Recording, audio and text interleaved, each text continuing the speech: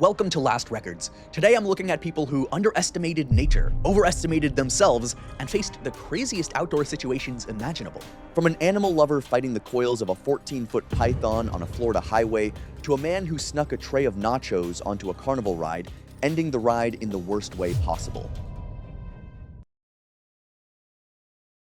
It was May 5th, 2016, along a remote stretch of the Tamiami Trail near the Florida Everglades. The quiet highway stretched through sawgrass marshes and cypress wetlands, where several vehicles slowed after spotting what appeared to be a large object lying across the roadway. Jean-Noel Falco was 34 years old and worked part-time as a nature educator for a local environmental organization while earning additional income through wildlife photography. He had spent years documenting native reptiles and was experienced around non-venomous snakes, though he had never received formal herpetology training or handled a large Burmese python in the field. Friends described him as patient and knowledgeable, but also confident enough to believe that he could safely manage most wildlife encounters on his own. My instinct would have been to listen to someone with that kind of experience. His friends weren't wrong about that confidence. He had years of real, hands-on experience with wildlife, just nothing close to this. While driving home from an early morning photography trip, Jean-Noel spotted a huge python stretched across both lanes of the highway. Worried that it would either get hit by a vehicle or cause a crash, he pulled over onto the shoulder along with a few other motorists. After taking a couple of photos, he decided to move the snake into the nearby vegetation before traffic started picking up. Moving in carefully, Jean-Noel grabbed the snake just behind its head so it couldn't bite him. What he didn't realize, though, was that most of the python's 14-foot body was still hidden in the roadside brush. As he tried to pull it away from the pavement, the snake instinctively pushed deeper into the vegetation instead. Within seconds, thick coils wrapped around one of Jean-Noel's legs. He struggled to regain his footing and fell onto the gravel shoulder while continuing to hold the snake's head. As Jean-Noel struggled, the python wrapped additional coils around his lower body and chest, tightening reflexively with each attempt to move and each exhalation. Every exhale, it tightened. Every movement, it tightened. My brain doesn't fully want to sit with what those seconds actually felt like. Unlike venomous snakes, large constrictors rely entirely on muscular pressure, tightening incrementally whenever their prey exhales and making each subsequent breath more difficult. Another driver rushed forward and desperately tried to pull the coils apart, but quickly discovered they could barely be moved by hand. Jean-Noel's breathing became increasingly labored as the snake continued tightening around his ribcage. A bystander called emergency services, while others searched unsuccessfully for a safe way to free him without releasing the snake's head. He was already unconscious when they got there. I don't know how long that had been going on before they reached him. By the time law enforcement officers arrived with cutting tools, Jean-Noel had already lost consciousness. Officers killed the python and, with the help of bystanders, manually unwound its coils before first responders began CPR on the roadside. He was transported to a regional medical center, where continued resuscitation efforts were unsuccessful. The post-mortem examination determined that Jean-Noel died from compressive asphyxia. Deep circumferential bruising around his thighs, abdomen, and chest matched the pattern of the python's coils, while extensive soft tissue hemorrhage beneath the compression sites was consistent with prolonged constriction. Medical examiners concluded that sustained restriction of chest expansion led to oxygen deprivation and cardiac arrest. No underlying medical conditions contributed to his death. The case was later referenced in wildlife safety education to emphasize that even when a python's head is restrained, the rest of the animal remains capable of exerting life-threatening constricting force. Next, we head to one of America's most beautiful national parks, where a routine stop for a photo turned into something no one on the trail expected. It was September 14th, 2019, along the Skyline Trail in Glacier National Park, Montana. A steady flow of hikers moved through one of the park's most scenic routes on a clear, late summer morning, stopping often to take in the steep cliffs and wide mountain views. One of those hikers was Nate Albright. He was 34 years old and worked as a commercial electrician in Fort Collins, Colorado. Hiking had become his way of getting away from work, and he spent much of his vacation time exploring national parks across the western United States. He had come to Glacier with his longtime friend, Paris Fenn, who shared the same interest in hiking and landscape photography. The two often documented their trips for a small online channel followed mostly by friends, family, and fellow outdoor enthusiasts. Just getting away from work, not really thinking anything out there, could turn serious. That morning, Nate and Paris stopped beneath a steep, rocky slope to set up a camera and film a few scenic shots. They took a few minutes adjusting the tripod as hikers passed in both directions. Above them, a small group of mountain goats moved across the cliffs hundreds of feet feet overhead, nothing unusual for that stretch of trail. While Paris adjusted the camera, Nate decided to step a few yards away from the trail to keep out of the frame. It wasn't because the spot looked safer or offered a better view, he simply didn't want to accidentally walk through the shot they were trying to capture. He found a flat patch beside the trail, folded his arms, and waited for Paris to finish. It was the kind of small, ordinary decision that probably wouldn't have stood out to either of them a minute later. And up above them, one of the mountain goats steps onto this loose patch of rock. That's all it takes, just one wrong step. A stone breaks free under its hoof, about fist-sized, and it starts rolling, then bouncing again down the slope. If I'm being honest, this is the kind of thing I don't think most people could even track in real time. It keeps hitting other rocks on the way down, so it's not coming straight, it's changing directions, speeding up, just kind of skipping across the hillside. And the thing is, nobody really sees it coming. Not Nate, not anyone nearby, it's just too fast, too random. By the time it gets close enough for anyone to even notice, there's basically no time to react at all. And then it hits him on the left side of his head, hard enough that he just goes down immediately. He drops right there on the trail, and he doesn't respond after that. I don't think my brain would even register what happened in that split second. It's just instant, there's no time to process it. Hikers nearby rushed over while Paris called for help. A nurse who happened to be hiking farther down the trail reached Nate within moments and began providing emergency care. Rangers and paramedics arrived soon afterward, but due to the steep terrain, Nate had to be carried to a designated landing zone before a medical helicopter could safely reach the area. He was flown to a regional trauma center where surgeons attempted emergency treatment for his severe head injuries. Despite several hours of intensive care, Nate never regained consciousness. He died later that evening from his injuries. The post-mortem determined Nate died from a catastrophic traumatic brain injury caused by blunt force impact to the left side of his skull, resulting in multiple fractures, severe brain swelling, and widespread intracranial hemorrhage. Medical examiners concluded the injuries were not survivable despite rapid emergency treatment. In the months that followed, Paris uploaded one final video from the trip. Instead of the scenic hiking film they had planned to make, he used it to explain what had happened and to remind hikers that dangers in the mountains are not always obvious. Glacier National Park continued to advise visitors that rockfall can occur anywhere below steep cliffs, even on clear days with no warning, and that wildlife moving overhead can occasionally trigger falling debris without anyone ever seeing it coming. Up next, a backyard prank turns into a swimming hole in Austin where a single jump leads to a silent fight for air. It was July 14th, 2021, at a popular swimming hole along Barton Creek Greenbelt in Austin, Texas. Warm summer weather had drawn steady crowds to the limestone shelves, and the calm water beneath the highest jumping ledge appeared no different from any other weekend. Isaiah Tello was 24 years old and worked as a concrete laborer for a local residential construction company. Raised in a landlocked part of West Texas, he had never learned to swim beyond standing comfortably in shallow water. Friends knew him as someone who constantly joked and rarely admitted when something genuinely made him nervous. During an earlier visit to the swimming area, he had avoided the deeper sections altogether. I know guys like this. You could be bleeding and they'd still be cracking jokes. Isaiah arrived with several coworkers for a day off by the creek. They spent the first part of the afternoon relaxing along the rocks, taking turns jumping from the lower ledges into the water. Isaiah joined them several times from the shortest jump, surfacing without difficulty each time. After surfacing easily from the lower jumps, Isaiah decided to attempt the highest ledge despite having little experience in deep water. As the afternoon continued, conversation shifted toward the tallest ledge overlooking the swimming hole. Standing roughly 18 feet above the water, it attracted a steady stream of visitors looking for a more dramatic jump. Isaiah hesitated as he climbed onto the rock. His friends laughed and encouraged him, treating his hesitation as another one of his usual jokes before a stunt. They'd seen him fake out before plenty of times.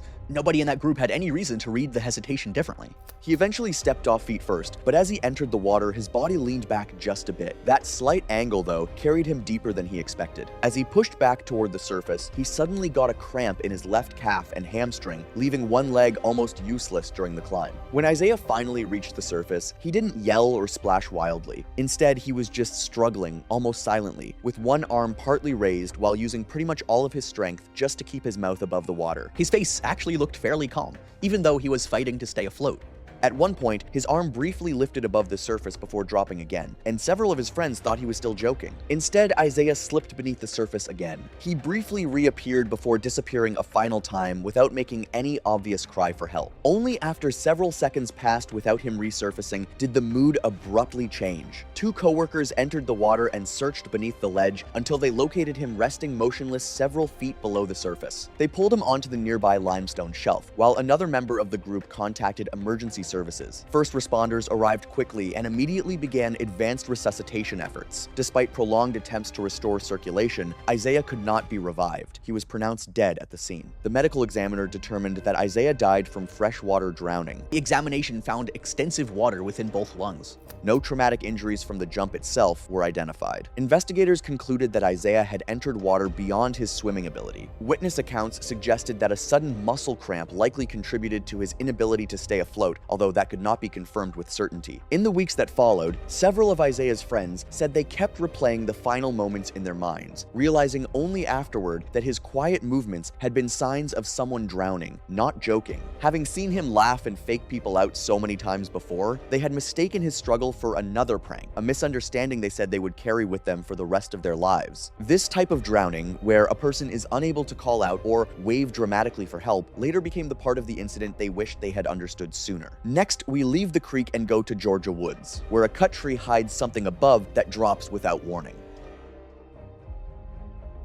It was October 20th, 2021, on a privately owned wooded property in the mountains outside a small town in northern Georgia. Several days of rain and strong winds had left the forest damp, quiet, and scattered with damaged trees that appeared stable from the ground. Jair Pacamera was 58 years old and had recently retired after more than 3 decades delivering mail for a regional postal service. He and his wife had purchased the forested property with plans to build a modest retirement cabin. Although he had no professional experience in forestry or logging, he took safety seriously, reading instructional guides, watching educational videos, and completing a basic chainsaw safety class offered through a local hardware retailer. He owned protective equipment and carefully planned every project, believing preparation was enough to manage the risks. A storm earlier that month had damaged several large trees across the property, so once the weather finally cleared, JR headed out by himself to cut them down before construction on the cabin started. He figured he'd be done before lunch. After safely felling 2 damaged trees, he moved on to a large white oak with a visible crack running along the trunk.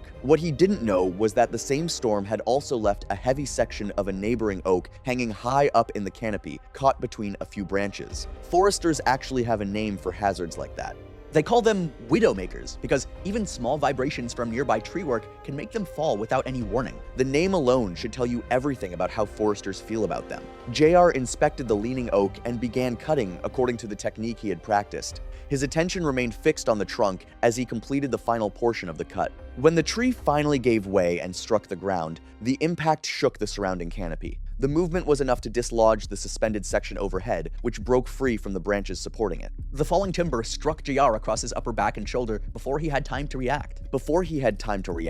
The impact threw him face first onto the soft ground beside his chainsaw. He suffered catastrophic injuries to his neck, chest, and spine and collapsed beside the tree. The severity of the spinal trauma would have left him unable to stand or summon meaningful assistance. When JR didn't come home, his wife started to get worried. She drove out to the property to check on him, and that's when she found him lying motionless near the freshly cut tree. She drove out there because she was worried, and that's what she found. I keep thinking about those few minutes in the car. She immediately called emergency services. First responders reached the remote location and attempted life-saving measures before transporting him to a regional medical center.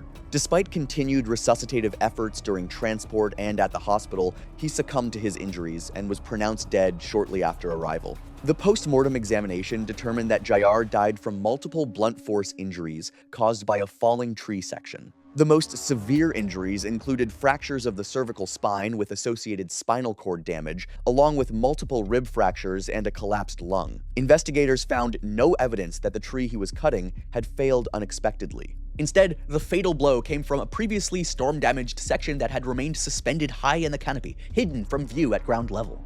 In the weeks that followed, JR's family described the accident as especially difficult to accept because the tree he intended to cut had not been the one that killed him. The hidden, storm-damaged section overhead had remained unnoticed until it fell, turning what seemed like a routine cleanup into a fatal accident. I didn't think anything else could still fall after the tree hit the ground.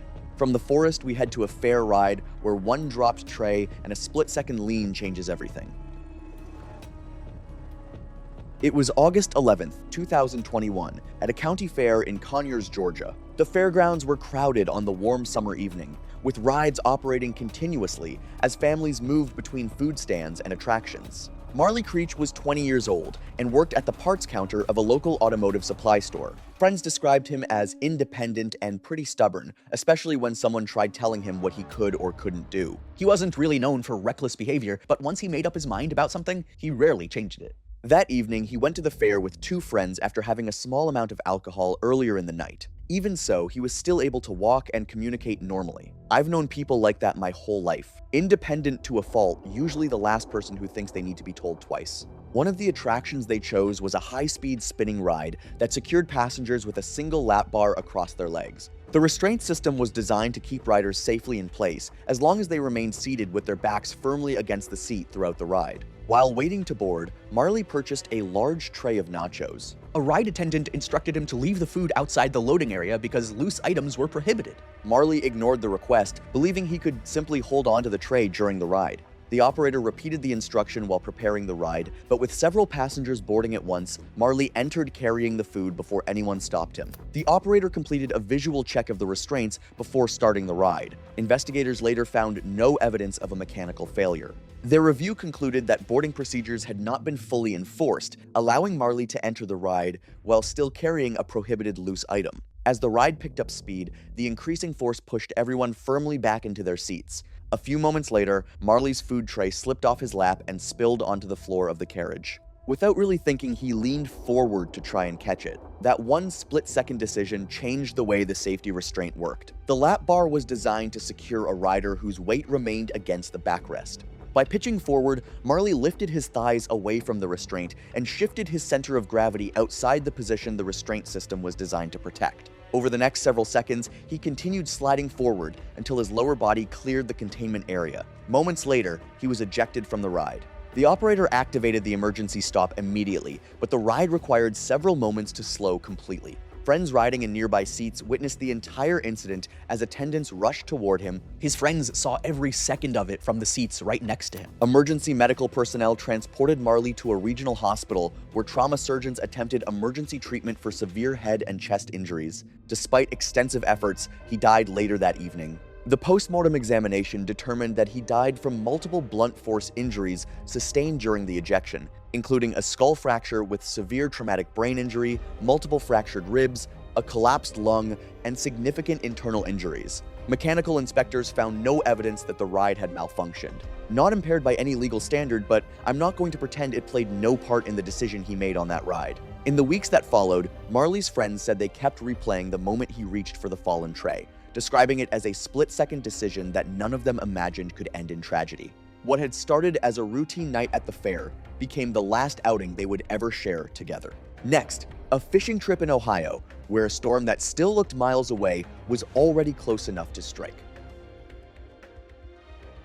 It was July 23rd, 2015, along the banks of the Muskingum River near Marietta, Ohio. Anglers filled a popular public fishing area on a humid summer afternoon as dark clouds gathered in the distance. Although thunderstorms had been forecast, many believed the storm was still far enough away to continue fishing. Jordan Kapp was 19 years old and had just graduated from high school. He worked at a local canoe rental business during the summer and had recently taken up fishing as a hobby. He and his girlfriend had planned a quiet afternoon by the river before heading home later that evening. Throughout the afternoon, Jordan was more focused on fishing than the weather. Between casts, he'd often stand with his graphite fishing rod nearly vertical while retying his line, checking his tackle, or simply waiting for another bite. His girlfriend noticed the clouds getting darker and mentioned more than once that they should probably pack up before the storm got any closer. But Jordan didn't think it was a big deal.